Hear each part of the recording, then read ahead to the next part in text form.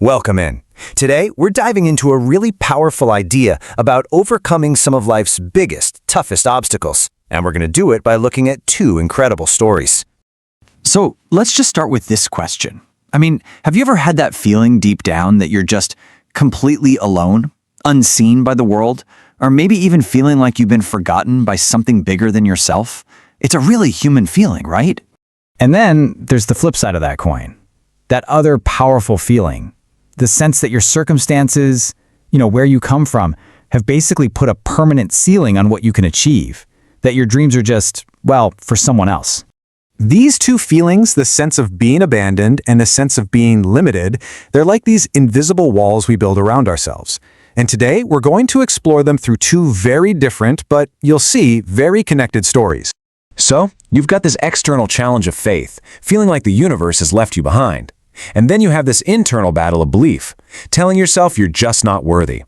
But as we're about to see, the key to breaking through both of these walls, it's actually in the same place. It's within us.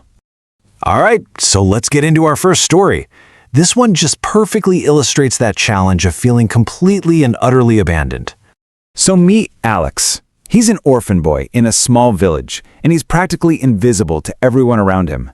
He's living this life of just deep solitude and real hardship, all alone in this little cabin made of old, creaky wooden boards. And what's so tough about his situation is that it's not some big dramatic event. It's the daily grind. Waking up, hungry, being ignored by everyone, getting made fun of by other kids. It's just this constant, heavy reality for him.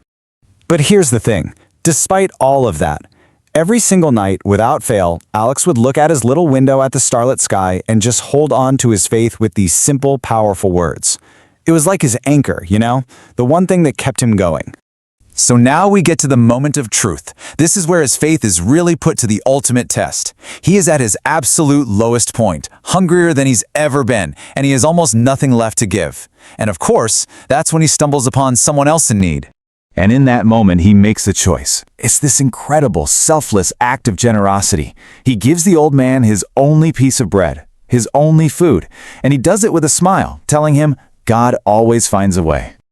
And before the old man leaves, he gives Alex this profound piece of wisdom. It's like a seed of hope that just affirms everything Alex had been desperately clinging to.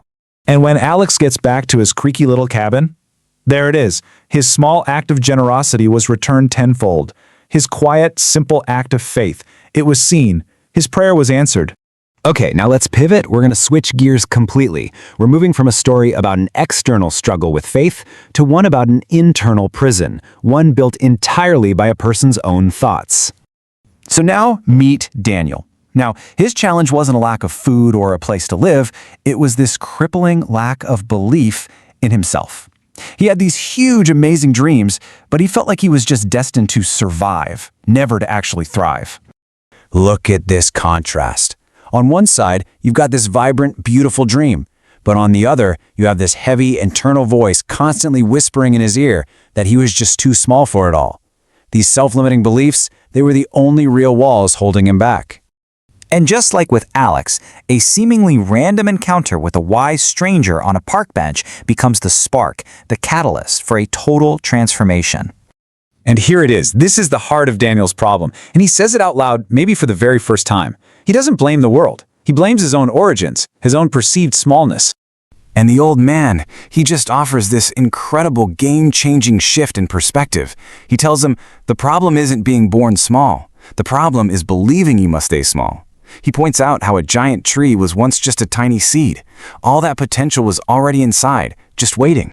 That night, Daniel makes a fundamental choice. He decides right then and there to stop letting where he started define where he was going.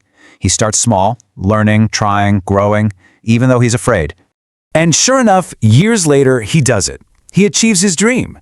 Not because his circumstances magically changed, but because he changed his mind first.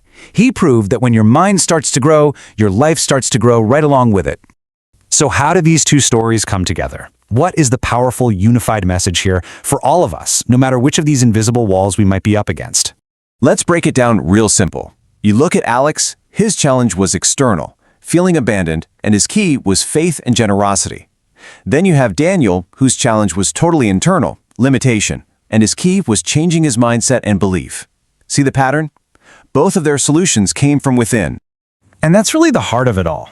Both of these stories show that our greatest power, whether we find it through faith in something bigger or through belief in ourselves, is unlocked from the inside out. So that leaves us with one last thought to reflect on. We all have invisible walls. Which one is yours? Is it the wall of despair, that feeling that you've been forgotten? Or is it the wall of doubt, the one that tells you you're not enough?